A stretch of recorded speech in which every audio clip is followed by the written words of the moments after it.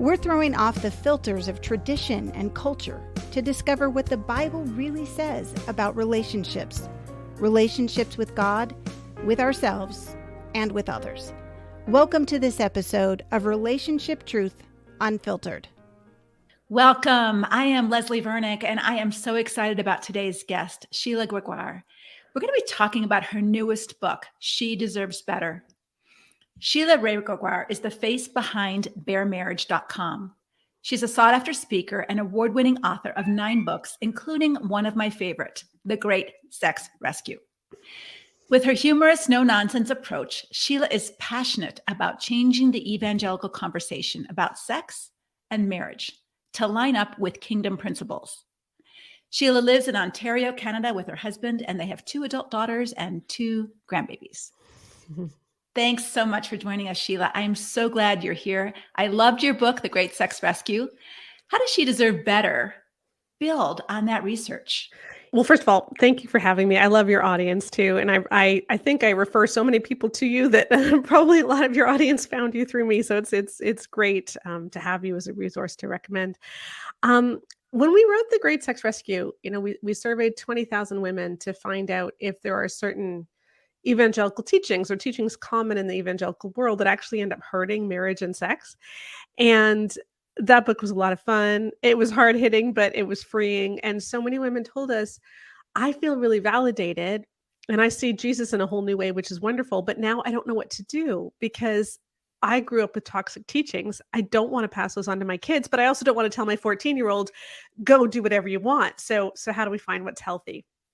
And that's what we were trying to do with this is we surveyed another 7,000 women to see if what women heard as teens, what they experienced in church as teens, how they were taught about sex, and see how those things affect us long term so that we can do this better for the next generation. Yeah, so if you're a mom listening, get your pen and paper because Sheila is going to give you a lot of helpful conversation starters with your teen child. And it might be a conversation starter even with your young man who's grown up in the same kind of misteaching that Sheila has found in the culture of evangelical teaching to our women and to our young man. You found, Sheila, that youth groups had a lot of landmines for girls of faith. What are some of those, and are they still present today? Yeah, we talk a lot about purity culture. And by that, I don't mean the idea that you should save sex for marriage. That's kind of been in Christianity forever, I think. Now, the definition of marriage has changed. Like, are you married when you're engaged? Do you need a ceremony? Those things are up for debate. But the idea that saving sex for marriage has always been there. Purity culture was something different. What it did was it started around the mid 90s until around maybe 2015. It's still there. It's just that the words have changed, I think. But what it did is it brought some of the more conservative ideas into the mainstream. And it taught that for girls especially, your identity in Christ largely revolved around whether or not you were a virgin. So the way that you honored Christ was by staying a virgin. And that was basically it. So that was our main focus was on sex. And it really reduced girls' faith to something which in many ways she doesn't even have control over because you can be abused and you can be raped. And that's just horrific to think about, especially for women who are victims of sexual assault.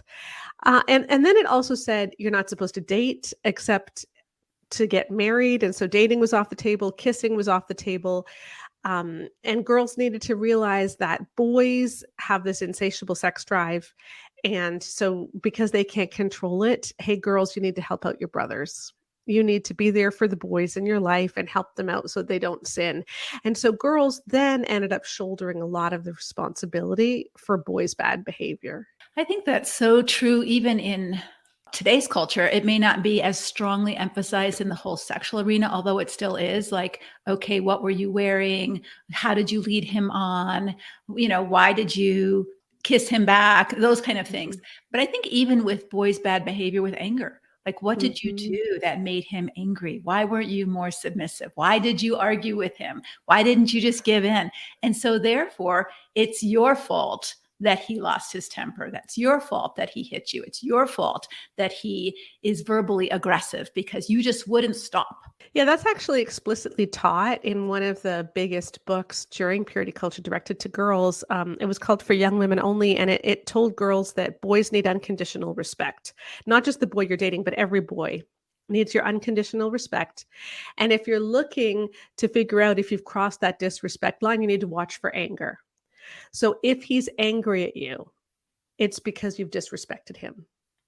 And the definition of disrespect isn't that I would say disrespect is you're treating someone as an object, or you're treating someone with demeaning words or ways, but they define disrespect as disagreeing. Exactly. Yes. Because boys have this need to feel like they are in charge, like they are the boss, like they are the most knowledgeable. And so a lot of resources for teen girls went out of their way to tell girls, if you know more than a boy, you need to still stoke his ego. Remember that boys have the most fragile egos on the planet. Again, a quote from the same book. And so we were responsible to stoke these boys' egos, as opposed to telling girls, hey, sometimes you just know more than a boy, and that's okay. Yeah. And maybe if you know more than a boy could learn from you. Exactly. Exactly. It's interesting because everyone always says, girls mature faster. But then why are boys not told, hey, girls mature faster, so why don't you look to them, for some leadership or for some advice? Yeah, that's so powerful. And that, I think, message still rings true, at least in the women that we work with. They're still afraid to question, challenge, argue with, disagree, because it's seen as disrespectful instead of seen as, hey, we're a partnership and I might bring things to the table that you never thought about, or I might bring strengths to the table. Two are stronger than one. And if God made us to be a team, do I not have a role in this team as a leader in this team, or are you the only person who can make a decision and have an idea and I'm just supposed to be the implementer? Yeah. And that's such a toxic way of looking at it. And yet over and over again, this is what girls were told and still are told. And we're told even before we're married. Obviously this goes up to the nth degree once you're married. But girls are even primed as teenagers that men are the ones who are supposed to be in charge, and that our voices shouldn't matter as much, and our voices are an inconvenience to the boys around us. So let's go back to dating for a minute for the moms who are kind of coming out of this purity culture and they're realizing that they had some wrong messages. And yet, what should we tell our daughters today? That let's talk dating, no kissing before marriage. That girls aren't doing that anymore. Really, they're not. They're sneaking and everything but maybe sex. What dating rules work best for the long term? In your research, what did you find? Well, this is kind of funny because it depends how you measure best. For years, the only metric that mattered was, is she a virgin on her wedding day? And if that is the only metric that anyone cares about, then telling girls not to date, not to kiss until marriage actually does work. But what if there's other things that matter? Both of my daughters are married, and I can tell you that on their wedding day, I was not thinking about their virginity status. I was really thanking God that they were both marrying good guys who were not abusive. That was the big thing that I cared about. And so let's add some other metrics to the mix.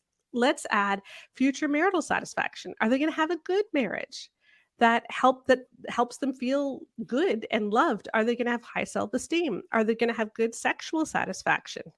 What is their likelihood of marrying an abuser? Or what is the likelihood of getting married if they want to get married? Because unwanted singleness is difficult too. Many people choose to stay single, but if you're single and you didn't want to be, that's something to mourn. And so if we expand our metrics to look at all of those things, I have something sad to tell you. There is no one way of doing dating that works for everything. There's always trade-offs. But I can tell you the one that works the best for most. If you divide people up into 4 categories based on whether they were allowed to date and whether they did date. So you can have someone who's allowed to date and didn't date, allowed to date and did date, not allowed to date and did date, and not allowed to date and didn't date. So those are the 4 categories. The one that tends to work the best in terms of our outcomes is being allowed to date, but choosing not to. Wow. And that is something that you as a parent have no control over. Mm-hmm. And so, yeah, and I think that's important for parents to realize is that you can't control your kids and you can't guarantee their outcomes. The only thing that you can do is stay involved, have a great relationship with them, keep the conversations going. Because the best thing, girls who choose not to date, who deliberately choose not to date, tend to have very high self-esteem. So they're busy with part-time jobs, they're busy with theater or with sports or with studies, and they're looking around at the boys in their youth group and they're saying, I just can't be bothered right now. And those girls tend to do quite well long term. But Wow. again, you can't guarantee it. So it's just it as most things with parenting, it comes back to relationship, not rules.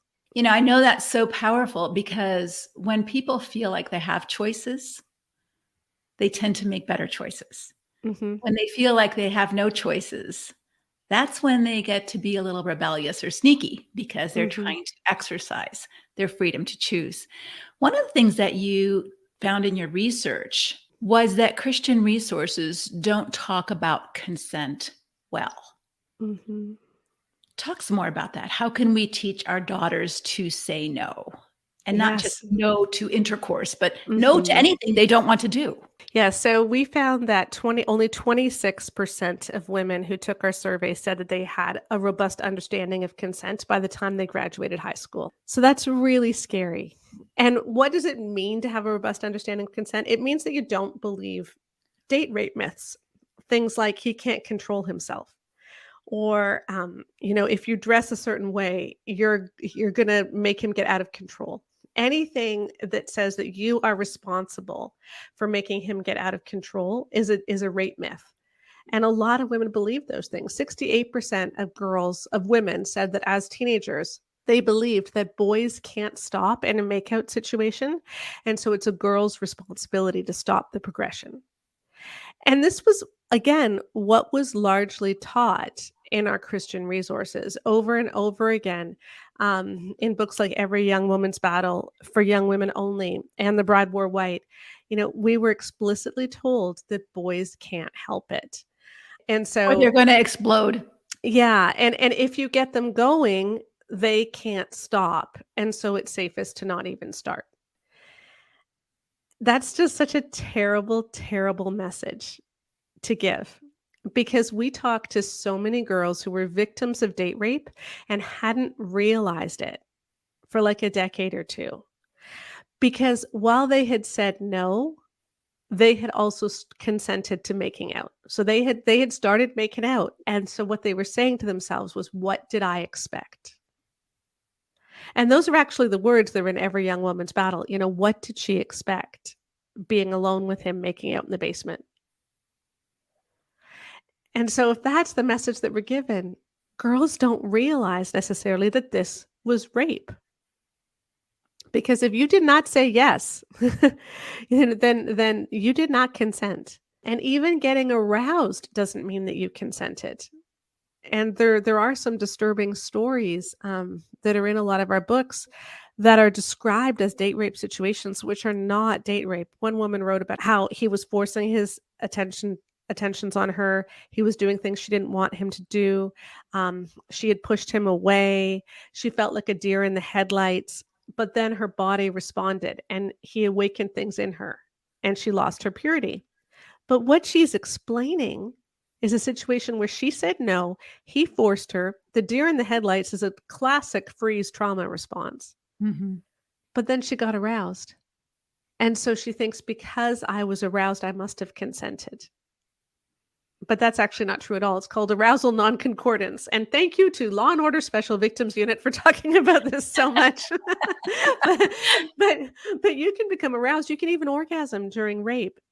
In some ways, it can be even more common to do that because certain areas of the brain are lit up and you have a much more heightened response. But it doesn't mean that you consented. But it does mean you feel a ton of guilt and shame. Exactly. Yeah. Yeah. Not only because you had sex, but because your body enjoyed it, a part of it.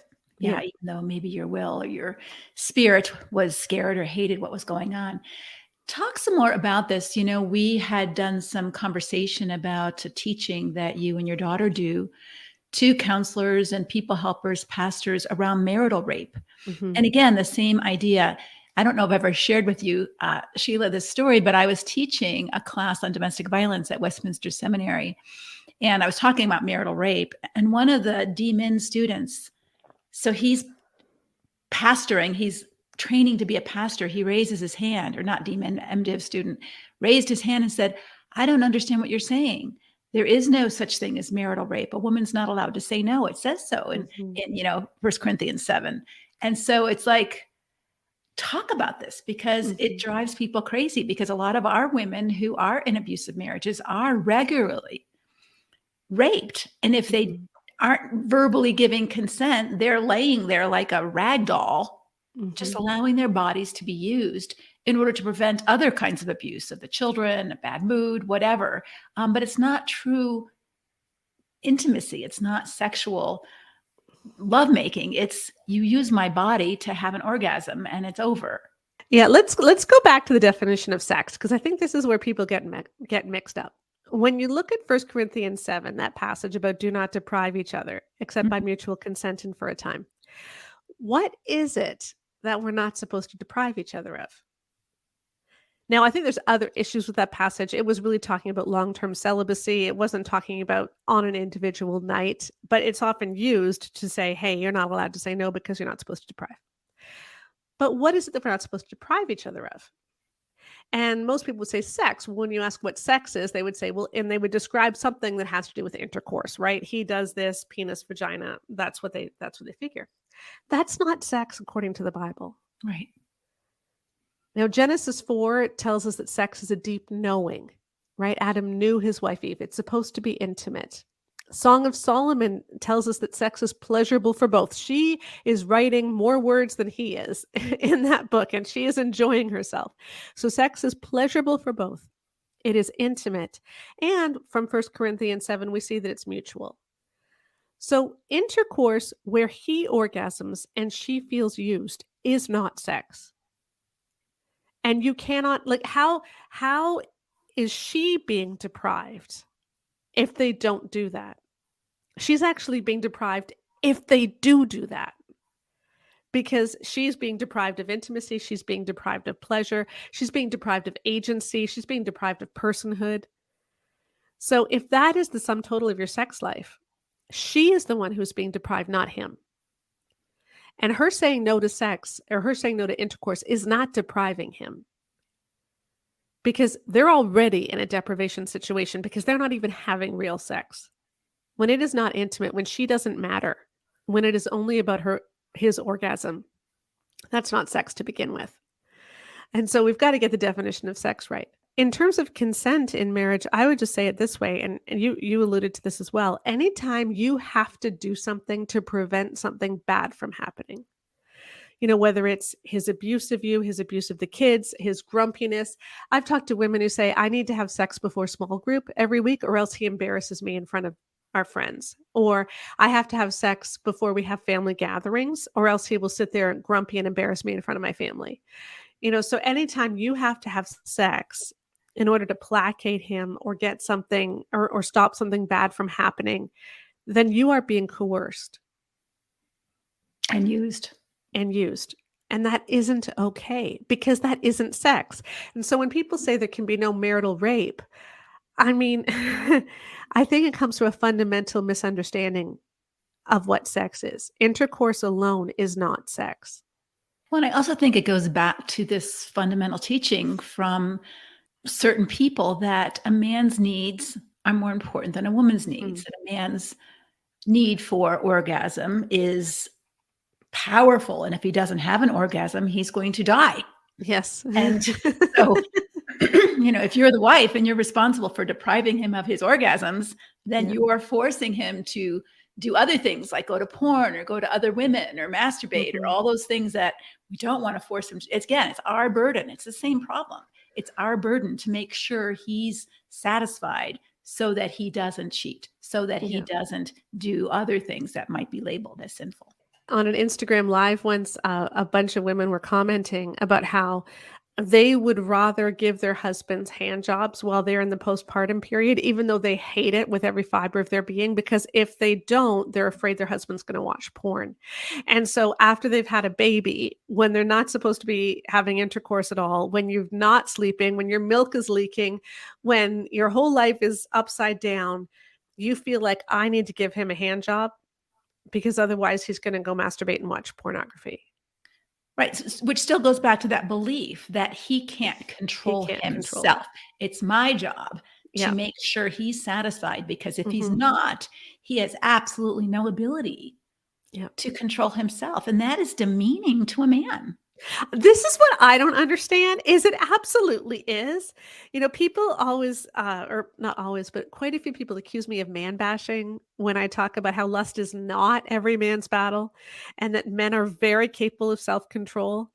And I'm like, how is that man bashing? I actually believe that men can show the fruit of the spirit, of which self-control is one. I believe that men are capable of deep intimacy. I believe that men are not animals. And that a man doesn't just need an orgasm. What he really wants is connection Yes. in every way. And that men are capable of being very generous lovers.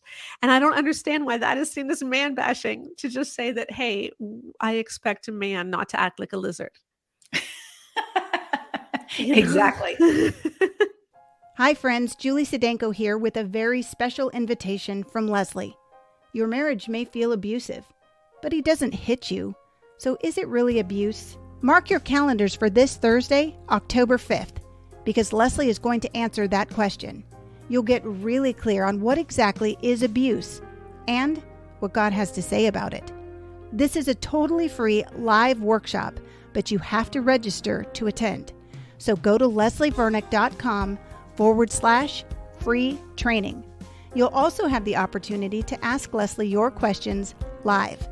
Just remember to register at leslievernick.com/free training. See you this Thursday. Let's get back to these girls, because I think our women who are listening have daughters, but they also were girls during this purity culture. And a lot of these teachings impacted their self-esteem, not just in high school, but even now. But we hear a lot of talk about self-esteem being worldly, that's not a good measure for good mental health. Is self-esteem a non-issue for Christians? I have my own ideas on this. I actually wrote a book on it, but tell us what you think. Aren't we supposed to find all of our worth in Christ, or are we allowed to have a little self-esteem too? Oh gosh, now I really want to read your book. I can tell you what the data says. So for our survey, we used it's called a previously validated question set. And by that, I mean, it's a set of questions that has been done on other surveys that has been found over and over again to correctly measure this thing that we are trying to measure, which we'll call self-esteem.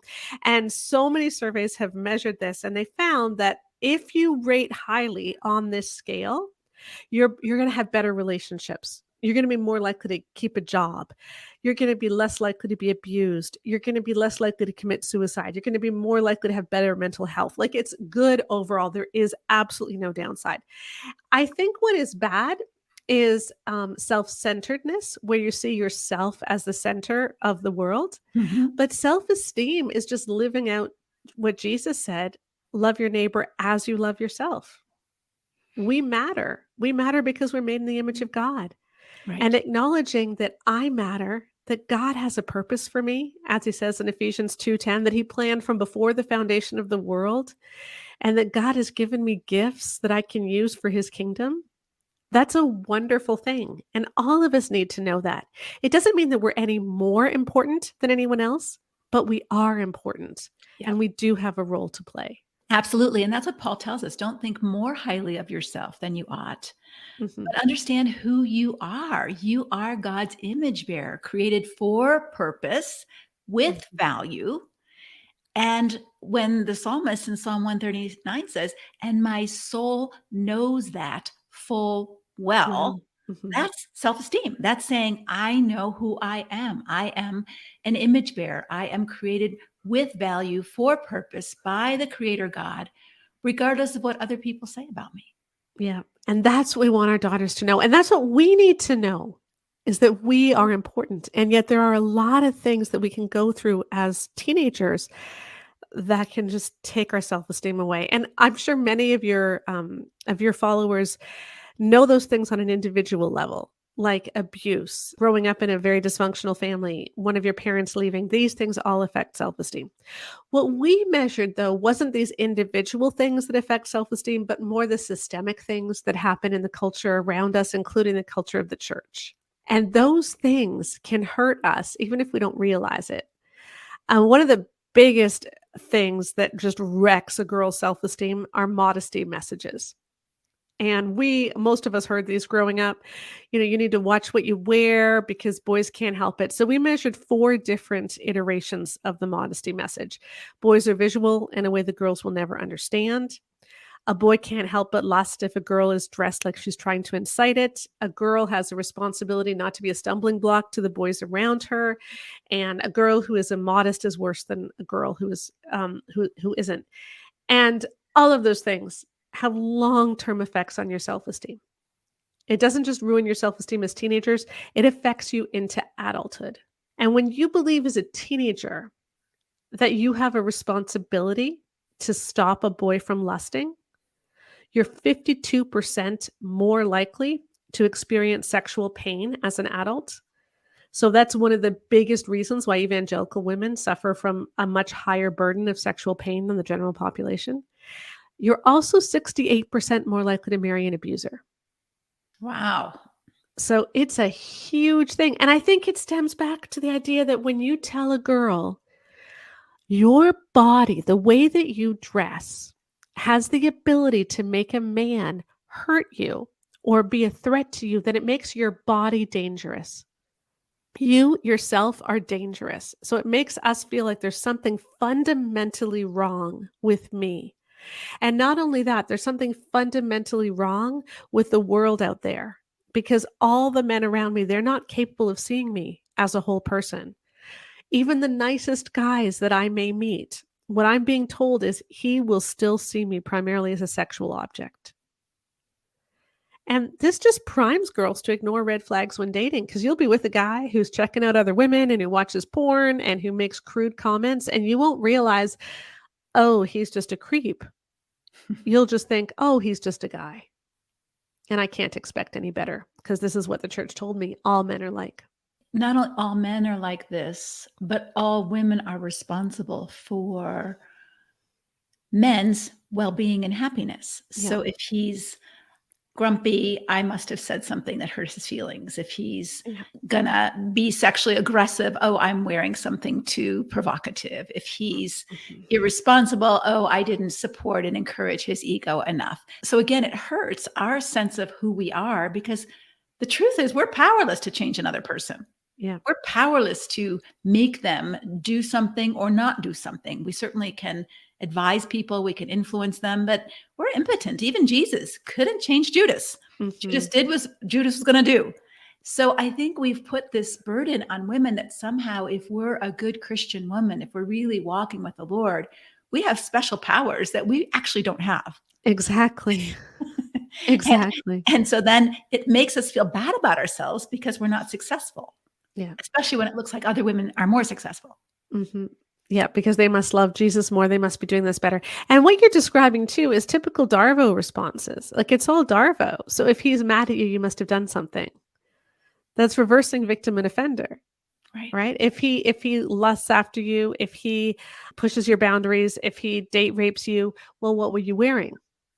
Again, that's reverse victim and offender. You made him get out of control. You were the one who actually hurt him by wearing what you were wearing because he would have been able to withstand this if not for you. Yeah. What are some of the other red flags that you found that made women more vulnerable to marrying abusers? I think this is really important for our audience to listen to because they do have daughters and perhaps the daughters have seen, the dysfunction in our own home. And so we want to make sure our daughters are noticing those red flags that maybe we didn't notice. And that if we're divorced and remarrying somebody, that we also are noticing those red flags. Yeah. There's a whole bunch of them, but let me summarize some of them like this. One of the big disservices that we do to girls is we tell them the most important thing is to marry a Christian. Because there's a lot of guys who can quote Bible verses and who are on the worship team and who show up for church every Sunday who have terrible, terrible character and don't show any of Jesus at all. And so we need to teach beyond you need to marry a Christian, because the idea that many girls have, and I certainly had this growing up. I mean, I'm amazed I married a good guy when I think of the things that I believed. Like, thank you, Lord. But I really dodged a bullet there. But when we think that if someone is a Christian, they will automatically be good, then we think if the relationship is bad, it must be my fault because he is a Christian. So what am I doing wrong? Right. I'm not loving him enough. I'm not encouraging him enough. I'm not praying for him enough. I'm not supporting him enough. It's still my responsibility Yes. to make sure he behaves. Yeah. And so in She Deserves Better, we have a whole chapter on helping girls recognize toxic people, recognize toxic systems, toxic churches, so they don't stay. And a little piece of advice: make sure that your kids can disagree with you. If your kids can disagree with you, then they're going to feel like they can disagree with the person they're dating. They're going to speak up if they're in a toxic work environment. If they can't speak up with you, don't expect them to be able to speak up anywhere else. So make sure that you have the kind of relationship where your kids can disagree with you. That's really important. But one of the funny things that correlated with low self-esteem is the idea that girls talk too much. And this is a rather interesting belief. A measure of something that's called internalized misogyny, which is when women ourselves believe that women are less than men. Okay, so when women believe that girls talk too much, when you believe that as a teenager, you're more likely to marry an abuser. You're more likely, if you do get married, to do way more of the housework than you should. Like it's a bad marriage overall. And if you believe it as an adult, it also hurts you. So it's one of those beliefs that is harmful no matter what. But some people can argue, okay, but what if girls do talk too much? And that certainly is what was taught. Brio magazine by Focus on the Family. This was a common thread in many of the articles that we looked at. And for young women only, they quote a boy saying that girls talk too much, and that's a big point that the authors elaborate on, is how boys think girls talk too much. We need to be careful of this. So the question is, do girls talk too much? Well, James Dobson seems to think so, because in a book that he wrote in 1983, he made a claim, I think it was, that women speak 25,000 words a day and men only speak 14,000. And so ladies, when he gets home from work, he's already said all of his words. Remember that, yeah. You know, and you haven't even started. And so you're just going to want to talk at him, but you need to give him space. Gary Smalley repeated it. He changed the numbers, I think. Now it was 50,000 words a day versus 25,000 words. Luann Brizendine did 12,000 words versus 7,000 words. Like, people kept repeating this claim that women speak roughly twice as much as men, but no one had any citations. And so researchers started to notice this, because it was in all kinds of magazines. It was in Cosmo. And so researchers were like, well, did anyone actually measure this? And so they started to measure it. And there's been meta-analyses done looking at all the different studies. And the conclusion is there is no statistical difference in the number of words that men and women speak in a day. We speak the same number. There is a difference, though, when you're in a mixed group. So when women are in a mixed group, let's say it's at work or in a church committee situation, you need to be 80% female before women say their fair share. Men will speak far more than their fair share. So it's not that women speak too much, it's that we don't speak enough. We don't speak enough. And we're afraid sometimes to speak our words in a mixed audience, because, again, the culture grooms us to believe, especially in the Christian culture, that our words aren't as important as a man's words, or that we are usurping their leadership or their authority, or we're undermining their leadership and authority. And so submission means being quiet and staying under. And it's amazing how much of the advice given to women focuses on being quiet. I mean, I don't know how many times Emerson Eggerichs in Love and Respect quotes the verse about win him without words, and how you're never supposed to say a thing. It's nuts. I don't know how you're supposed to resolve any conflict in marriage if you're not allowed to bring it up, but apparently you're not. Well, here's how we teach our women to do it. Using that passage, we say, okay, when words don't work, consequences might. So here's where you win them without words, is when you stick Yes. them in jail, maybe they will Yes, wake up there and you realize, go. oh my gosh, this abuse isn't, legal, Yeah. and my wife isn't going to put up with it anymore. She said it, Yes. she said it, she said it. I didn't hear her. I didn't hear her. I didn't hear her. Now the police have been called. I have, night in jail. I'm not allowed to see my children. There's a protection order. And maybe that behavior, by her finally putting her foot down and saying, Mhm. enough, you're not listening, I'm going to have to implement the consequences. Yeah. Yeah. And don't we want our girls to never be in that situation? Yeah. And now, obviously, you cannot guarantee that they will not.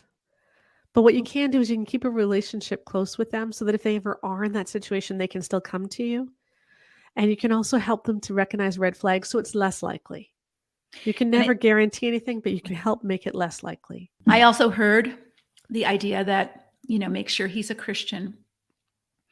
And I think that's not a bad first step, but how do you know they're a Christian? Is it because they're in the worship team? It's because they read their Bible? No, I don't think I would be able to know someone's a Christian by that, because I've met actually people who have been on the pulpit speaking alongside of me that I would never marry because I see their conduct. And so Jesus tells us our conduct. Yeah. Watch our fruit. Look at our character. That will let you know whether someone is truly a follower of Jesus or they just are a good wordsmith. Yeah. And I think listening to their conduct, listening to how they treat their parents, listening to how they treat the waitress at the store, listening to what happens when they're stuck in traffic, and not necessarily how they treat you, because they might treat you really well for a while. But how do they treat others when they're upset? What happens when they get upset? What happens when they run out of money? How do they handle stress? Those are the character qualities that you want to look at. And what happens when you disagree with them? Yes. Or when you want to do something different from what they want to do? How do they react to that? Yes. Yes. And that's why I loved it. Teach your kids to disagree with you. Teach them to do it in a respectful way, but teach them to think for themselves, to learn to have their own voice, to be able to express it. And sometimes, at least my children would argue with me and I would say, you know what? I think you're right. I know. My kids talked me out of so many positions. It's like, yeah, okay, you got a point. Yep. Which increases their confidence that they can make a difference, that their point of view does matter, and that you are in a real relationship. But I think one of the phenomenon that I've seen with a lot of women who are coming out of abusive relationships is that they grew up in a very authoritarian world. Yes. So the pastor had power, the husband has power, the parents have power, and you recognize how toxic that is for you in your marriage and maybe even in your church. And so, you leave the husband who has been toxic with you. But we don't necessarily realize that our parenting techniques are still modeled around the same things. And that's where the challenge comes, is that sometimes when we recognize that in our marriage there has been abuse, we also may need to realize that I have perpetuated some things with my kids that weren't healthy either. And I did it with good intentions. I did it because this is what I was taught I was supposed to do as a parent. But as you're trying to find your feet again now, or maybe for some of you who are still with your husband, but you're trying to find your voice, at the same time, it's like, let's not perpetuate that with our kids, and let's learn to give our kids a voice too, because these systems can be there. They're not only in one place. Often they're there in several different areas of our lives. You have grown children, I have grown children. And one of the things my grown children love to hear is true confessions of me, because they like to see, as they're navigating adulthood, that their mother isn't just a mother, but a real person. And I hope you've shown that to them growing up, but especially as they get older. And I think being able to say to your adult children, hey, I have a confession to make. I used to believe that it was my role to do everything for everybody. My role is just to be the good wife and to shut up and cooperate and please. And I don't believe that anymore. I see the damage it's done to me, to you, to our family. And so therefore, this is what I'm thinking now. And this is how I'm changing now. I think it's really helpful to give our children a heads up when we become convicted of something different, or we begin to learn something new. It gives them the opportunity to be open to learning and changing. And also, as they see you start now doing some things differently, like setting boundaries, even with them, or implementing some no in your vocabulary where you never had it before. Giving them a Mhm. context for your change can be so helpful for them. Yeah, absolutely. And I think especially too, one of the big changes that many people have to make is that they've parented their sons and their daughters differently. So often we have asked our daughters, especially our older daughters, to do a lot around the house. So they've taken on kind of the role of second mother to many smaller children. They know how to make a meal, they know how to clean up. And our sons really haven't had to do that. And when we recognize that we've done that, it can be very difficult for our sons when we start saying, hey, you know, you need to know how to make a meal as well. And your sister is not here to serve you. Yeah. That can be a big change. But that's an Mhm. important one. It's an important one for both our sons and daughters to see. Yeah. You researched over 27,000 women. Sheila, that's a lot of women. Mhm. What's one thing you want to make sure that parents consider non-negotiable if they want to raise a healthy daughter? I think it's recognizing that, and we've already touched on this a bit, but you cannot control her, and she does not exist to make you look good. She is her own person, and you need to listen to her and let her have a voice. That our role is not to try to dictate to her what she should be doing. Our role is just to guide her and keep conversations open. And that means that this is actually good news because it means you don't need to be perfect. Yeah.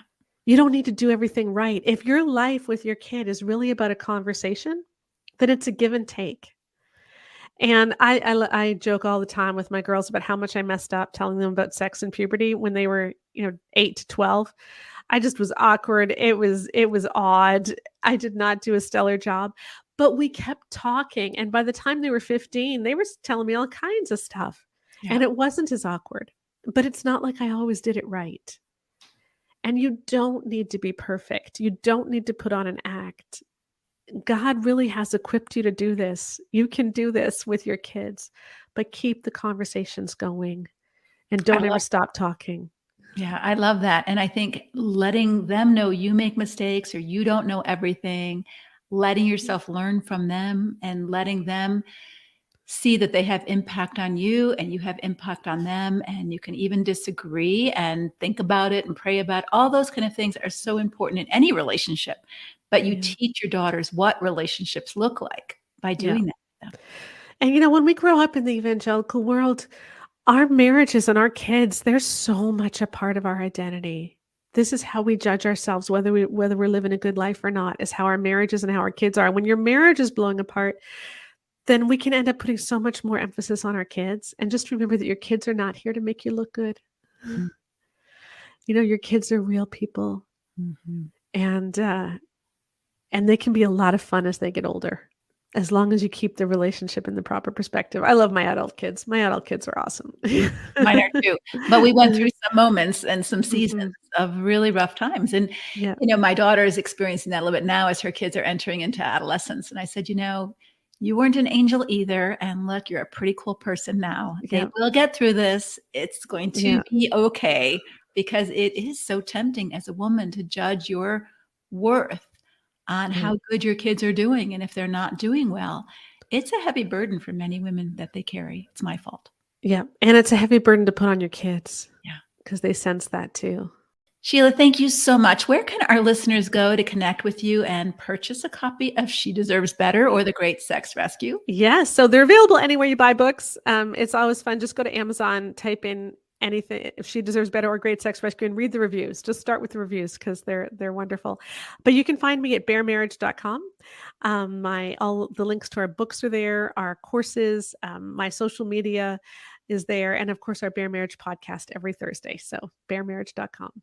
Thank you so much. Would you be willing to pray for our moms who are listening? Yeah. I'm sure it stirred up some stuff for them, both Yeah.